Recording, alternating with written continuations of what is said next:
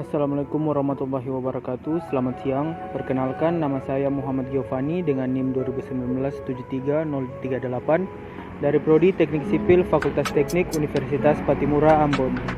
Pada video ini saya akan menjelaskan secara singkat tentang fenomena terjadinya tanah longsor.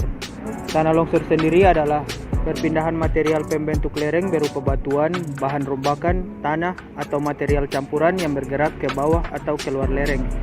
Proses terjadinya tanah longsor dapat diterangkan sebagai berikut. Air yang meresap ke dalam tanah akan menambah bobot tanah. Jika air tersebut menembus sampai tanah kedap air yang berperan sebagai bidang gelincir, maka tanah menjadi licin dan tanah pelapukan di atasnya akan bergerak mengikuti lereng dan keluar lereng. Tanah longsor juga terbagi atas beberapa jenis. Yang pertama ada longsoran translasi.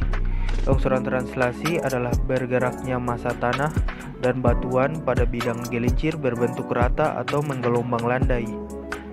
Yang kedua ada longsoran rotasi.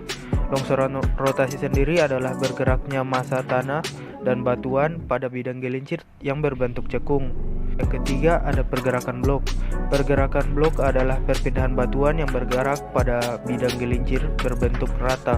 Longsoran ini disebut juga longsoran translasi batu blok. Yang keempat ada runtuhan batu.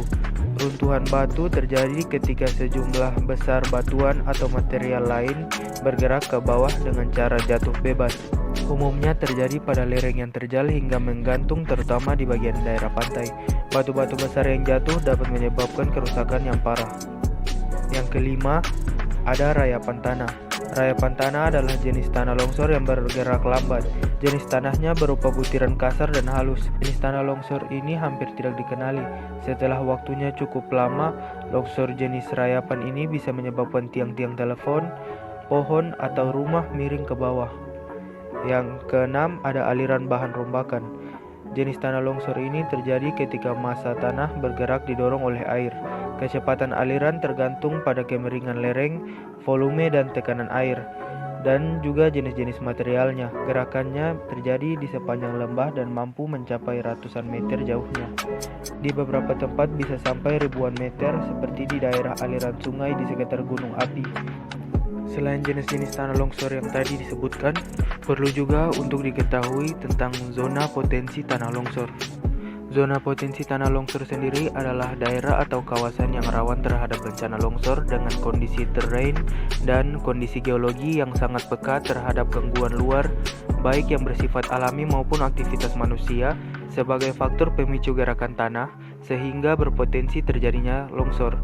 Berdasarkan hidrogeomorfologinya, dibedakan menjadi 3 jenis, yaitu ada zona tipe A, zona tipe B, dan zona tipe C. Yang pertama, zona tipe A. Zona ini merupakan daerah lereng gunung, lereng pegunungan, lereng bukit, lereng perbukitan, tebing, sungai, atau lembah sungai dengan kemiringan lereng di atas 40%, dengan ketinggian di atas 2000 meter di atas permukaan laut.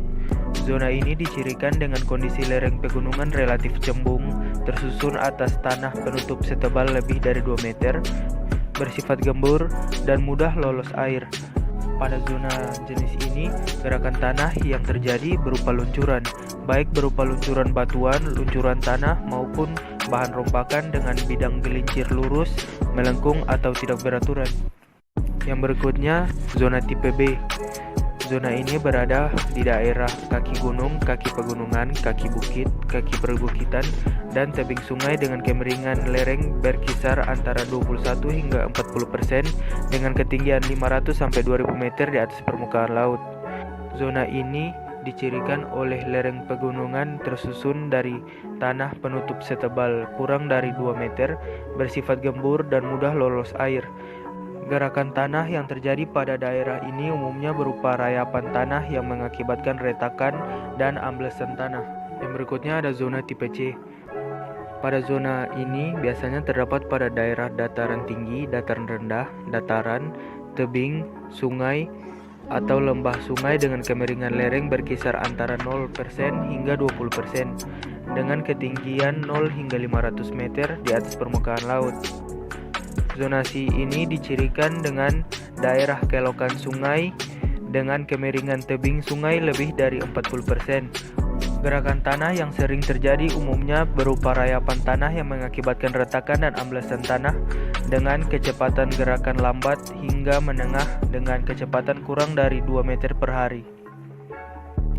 Pada contoh kasus di sini, tanah longsor terjadi akibat curah hujan yang tinggi. Pada musim kemarau panjang, tanah akan mengering dan membentuk rongga pecah-pecah. Kemudian pada saat musim hujan, air akan masuk dan meresap ke dalam tanah yang retak dan memenuhi rongga-rongga sehingga tanah akan bergeser. Tanah yang bergeser menyebabkan erosi tanah dan kemudian menjadi penyebab terjadinya tanah longsor. Pada titik lokasi tanah longsor ini berada tepat di dekat jalan raya yang dapat membahayakan pengendara jalan. Oleh karena itu diperlukan penanggulangannya untuk mencegah terjadinya tanah longsor seperti membangun turap atau dinding penahan tanah. Untuk cara pencegahan lain, seperti menghindari atau mengurangi penebangan pohon dan mengalirkan genangan air yang berada di lokasi rawan longsor. Sekian video tentang materi tanah longsor pada mata kuliah mekanika tanah lanjut. Semoga bermanfaat. Wassalamualaikum warahmatullahi wabarakatuh.